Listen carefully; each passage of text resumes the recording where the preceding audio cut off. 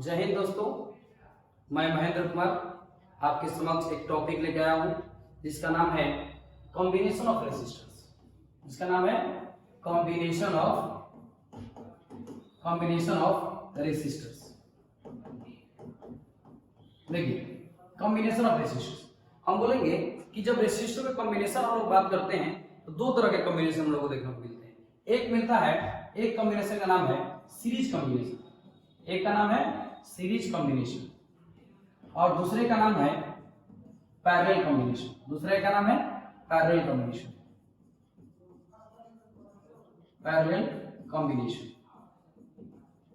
अब देखिए, दोनों में बहुत सारा डिफरेंस है। सीरीज कॉम्बिनेशन किसको बोलते हैं, पैरेलल कॉम्बिनेशन किसको बोलते हैं। आपके एग्जाम्स में बहुत इंपॉर्टेंट है ये टॉपिक। आपके एग्जाम्स में बहुत बार इसमें इक्विवेलेंट रेसिस्टेंस निकालने के लिए क्वेश्चंस आते हैं। सीरीज में क्या होता है, पैरेलल में क्या होता है, उसको प्रूफ कीजिए कि सीरीज में क्या होता है, पैरेलल में क्या होता है इक्विवेलेंट रेसिस्टेंस।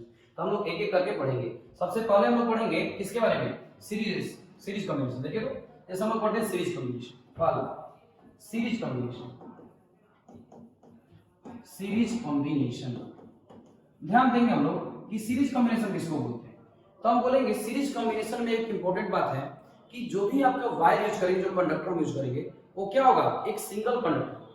मतलब जो तार हम लोग यूज कर रहे हैं ना, वो क्या होगा, सिंगल रेसिस्टेंस का होगा। मतलब सिंगल होगा, एक ही तार होगा, इसमें अलग अलग तार नहीं जोड़ेंगे। तो हम बोलेंगे, जैसे मान लेते हैं, एक डायग्राम बनाते हैं आपको। देखिए, तो जैसे मान लीजिए कि एक हम लोग वायर यूज किए, इसमें बहुत सारे रेसिस्टेंस लगा देखिए, और इसको हम लोग क्या किए, एक किससे, बैटरी से जोड़ दिए, एक सेल से जोड़ दिए। ये प्लस है, इसका माइनस है।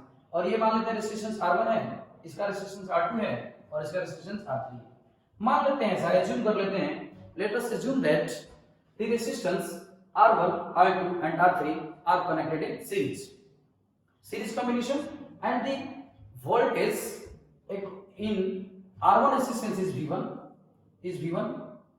in resistance R2 the voltage is V2 and in resistance R3 voltage is V3। Clear. अगर हम लोग बात करें यहाँ से कि जो यहाँ से कॉम्बिनेशन ऑफ रेसिस्टर्स का हम लोग बात कर रहे हैं, उसमें हम लोग बात करें तो यहाँ से वोल्टेज V1, V2 और क्या है, V3 है। हम लोग ध्यान देंगे कि जानते हैं कि जैसे कोई भी कॉम्बिनेशन हो उसमें करंट का फ्लो कहाँ से होता है, तो हायर टर्मिनल से निगेटिव टर्मिनल की तरफ, मतलब पॉजिटिव टू निगेटिव, हायर से लोअर की तरफ। इसमें पॉजिटिव टर्मिनल कौन सा है, तो करंट का फ्लो कहाँ होगा हमेशा। देखिए, तो हम लोग बोलेंगे करंट का फ्लो कहाँ से, हायर टर्मिनल से। और मान लेते हैं इसमें करंट कितना जा रहा है, I। और मान लेते हैं इसका वोल्टेज कितना है, V इक्विवेलेंट है V, और इसमें करंट कितना जा रहा है, I जा रहा है। अगर हम बात करें सीरीज में तो आप देखिएगा कि पूरे सर्किट के अंदर में करंट कितना जा रहा है, I जा रहा है। देखिए, पूरे सर्किट के अंदर में करंट है, तो जितना करंट जाता है और उतना ही करंट क्या होता है, लौट के निगेटिव टर्मिनल के पास आ जाता है। अब यहां से हम लोग बात करें तो इसका मतलब क्या देख रहे हैं कि पूरे सर्किट के अंदर में करंट क्या है, आपका सेम है। तो जब करंट का सेम है, इसका मतलब करंट का डिस्ट्रीब्यूशन नहीं हुआ है। तो जब करंट का डिस्ट्रीब्यूशन नहीं हुआ है, इसका मतलब 100% डिस्ट्रीब्यूट कौन हुआ होगा, वोल्टेज। तो अगर हम लोग बात करें, यहाँ से बोल सकते हैं कि जब करंट सेम होगा तो हम लोग किसको लेंगे, वोल्टेज, क्योंकि जो डिफरेंट होता है उसी को लेते हैं। तो अगर हम लोग बात करें आप सब लोगों को कि इक्विवेलेंट रेसिस्टेंस निकालने के केस में, तो हम लोग क्या बोलते हैं, ओम्स लॉ लोग पढ़े हैं, V बराबर IL, ओम्स लॉ पढ़े थे। तो अगर ओम्स लॉ पढ़े हैं तो हम लोग क्या बोल सकते हैं, बोलिए कि यहाँ से जो वोल्टेज होगा V इक्विवेलेंट, वो हमेशा किसके बराबर होगा, V1 plus V2 plus V3 बराबर। देखिए, इज इट क्लियर।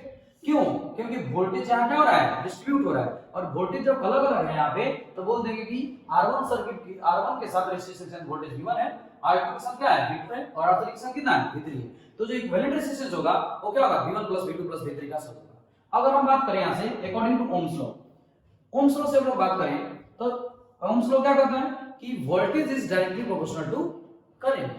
तो जब voltage directly proportional to current होगा तो हम लोग बोलेंगे कि V इक्वल टू क्या हो जाएगा आपका, V इक्वल टू IR। क्या हो जाएगा, देखिए V equal to IR, I और R कौन सा लेंगे, R इक्विवेलेंट।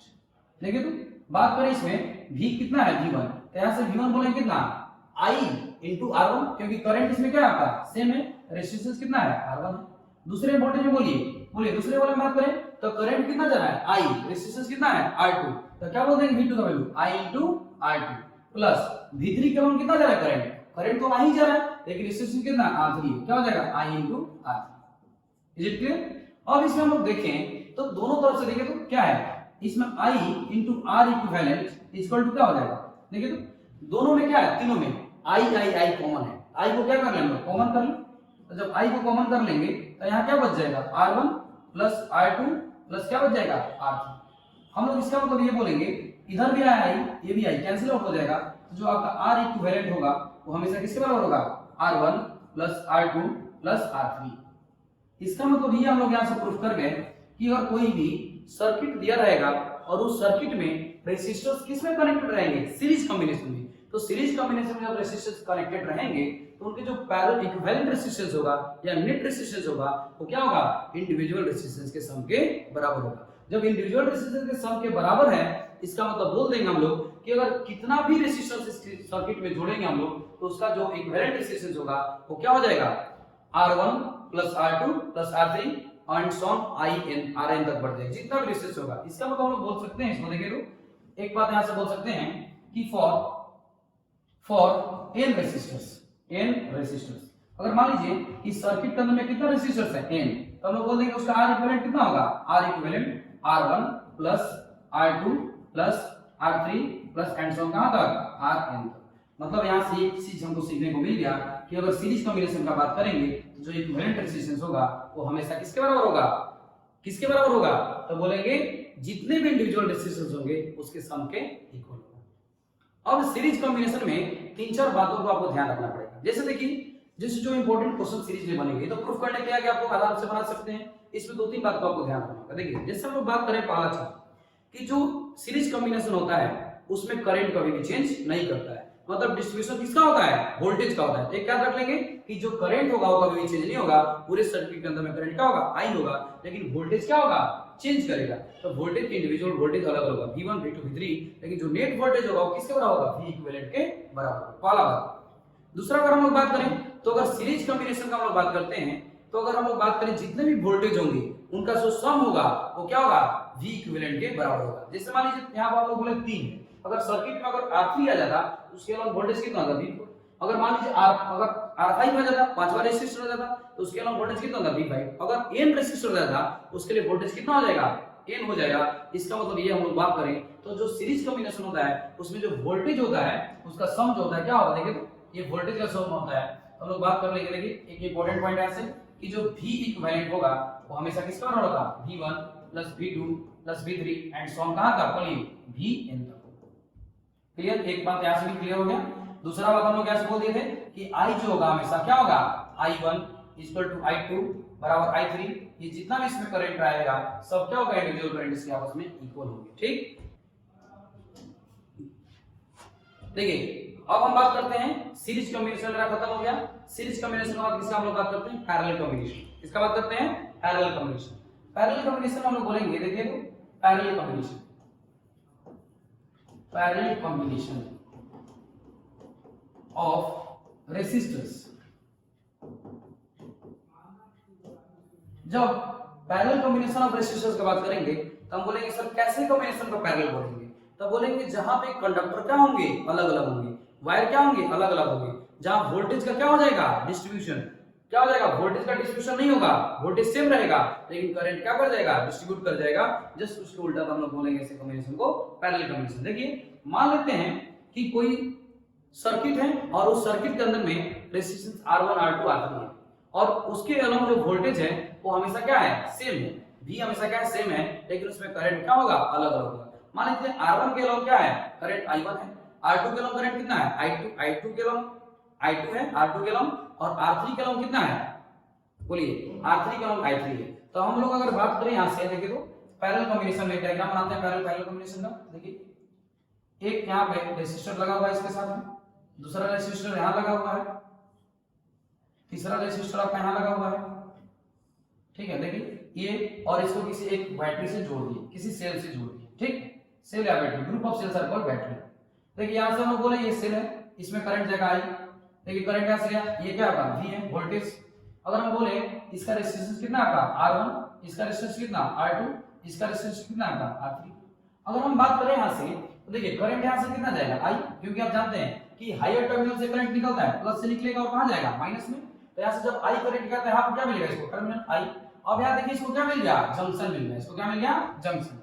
अभी जंक्शन से क्या करेगा, या टर्मिनल, इस टर्मिनल से करंट का क्या होगा, डिस्ट्रीब्यूशन होगा। देखिए तो यहाँ से करंट जाएगा, तो मान लेते हैं इसमें करंट कितना डिस्ट्रीब्यूट हो गया, I1, इसमें करंट कितना हो गया, I2, इसमें करंट कितना चला गया, I3।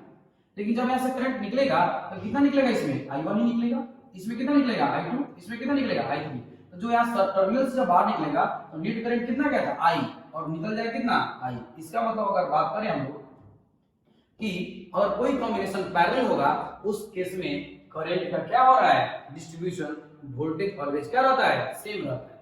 जब करंट का डिस्ट्रीब्यूशन होगा तो हम लोग बोल देंगे, देखिए तो अगर हम बात करें यहाँ से, देखिए अगर हम लोग बात करें पैरेलल कॉम्बिनेशन में, तो हम बात क्या बोलते हैं कि करंट हमेशा चेंज करेगा और वोल्टेज क्या होगा, सेम रहेगा। तो जो सेम रहेगा उसको हम लोग लेके चलेंगे, किसको लेके चलेंगे प्रूफ करने के लिए, जो डिफरेंट होगा। तो डिफरेंस इसमें कौन सा है, करंट। तो हम बोल देंगे कि जो यहाँ से करंट गया था वो कितना गया था, I इक्विवेलेंट गया था, कितना गया था, I इक्विवेलेंट। देखिए तो I इक्विवेलेंट।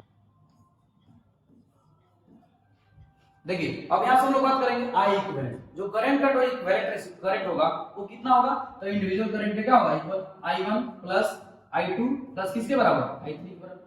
जब करंट का डिस्ट्रीब्यूशन हो जाएगा इसमें, तो हम लोग बोलेंगे ओम्स लॉ लगा देंगे। यहाँ पे ओम्स लॉ क्या कहता है, आप लोग पढ़े ओम्स लॉ। ओम्स लॉ कहता है, ओम्स लॉ कि V directly proportional to I।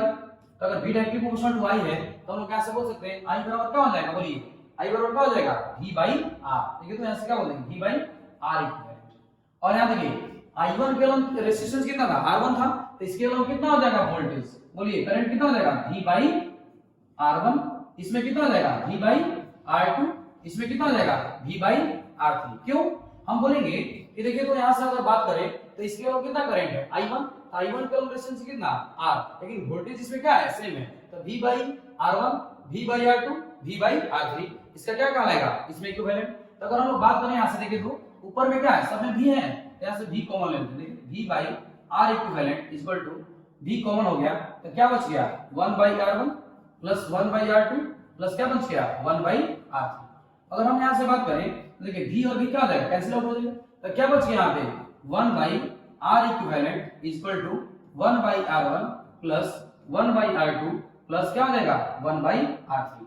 इसका मतलब हम लोग क्या देख रहे हैं यहाँ से कि जो इसका इक्विवेलेंट रेजिस्टेंस है वो क्या है, रेसिप्रोकल है। क्या है, रेसिप्रोकल है of all the individual resistance in it. देखिए जैसे हम लोग बात करें तो यहाँ से आपको ये प्रूफ करने के लिए आता है कि 1 by R इक्विवेलेंट जो होता है पैरेलल कॉम्बिनेशन में 1 by R1 plus 1 by R2 plus 1 by R3 होता है। यहाँ से आपका रिलेशन क्या हो गया, प्रूफ हो गया। अब इसमें भी हम लोग बात करेंगे, दो तीन इंपॉर्टेंट बात है। जैसे हम बात करें आपसे कि जब भी अगर पैरेलल कॉम्बिनेशन होगा, तो जब पैरेलल कॉम्बिनेशन होगा तो इसमें क्या होगा, पहला चीज बताइए कि वोल्टेज सेम के डिफरेंट। तो वोल्टेज क्या होगा, हमेशा सेम रहेगा, लेकिन क्या डिस्ट्रीब्यूट होगा, करंट, करंट क्या हो जाएगा, डिफरेंट। पहला बात याद हो गया कि वोल्टेज सेम करंट डिफरेंट, ठीक। दूसरा अगर हम लोग बात करें कि अगर जो पैरेलल कॉम्बिनेशन होगा उस पैरेलल कॉम्बिनेशन में जो नेट करंट होगा, अगर मान लीजिए नेट जो रेजिस्टेंस की बात करेंगे, अगर ये तो 3 है, 3 से ज्यादा रहेगा तो क्या होगा, तो बोल देंगे कि 1 by R equivalent equal to कितना हो जाएगा, 1 by R1 plus 1 by R2 plus 1 by R3 plus कहां तक, 1 by Rn तक। जितना भी जुड़ा हुआ रहेगा उसका क्या कर लेंगे, रेसिप्रोकल लेंगे of all the individual resistance, ठीक है।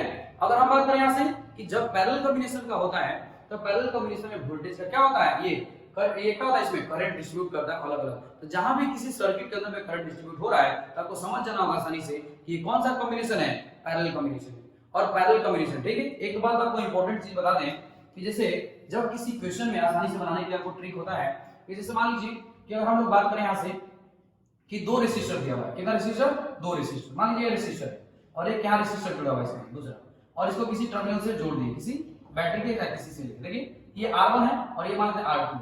इसके अलावा अगर हम लोग बात करेंगे कि सर R इक्विवेलेंट कितना होगा, R इक्विवेलेंट कितना होगा, व्हाट।